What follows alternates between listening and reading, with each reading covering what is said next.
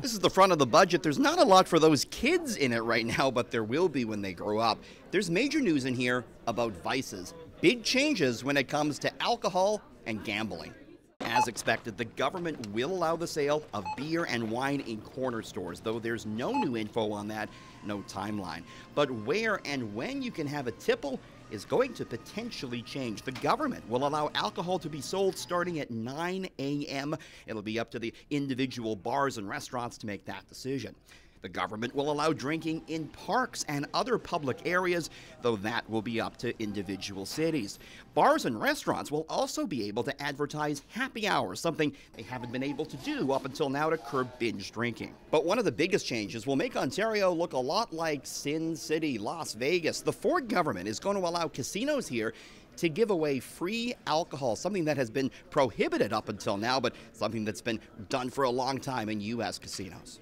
It's something the government says will make Canadian casinos more competitive with their U.S. counterparts, though groups like Mothers Against Drunk Driving may take issue with it. Well, we trust people to make the right decisions. Colin, it's a 283-page budget, so there are certainly all of the services that we're providing for all of the people throughout Ontario are well listed, but these are issues that we wanted to address. The province was ready for these changes.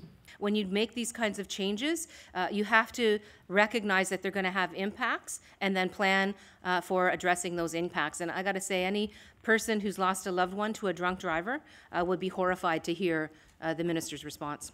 Big changes, too, when it comes to gambling. The Ford government will allow you to buy your Proline and your 649 tickets on your phone, so no more running to the corner store. Another big change the government says it's planning for further down the road is for independent retailers outside of the OLG to run their own gambling websites. Nothing new here on cannabis, although the Ford government projecting to make about $80 million in tax revenue next year from pot.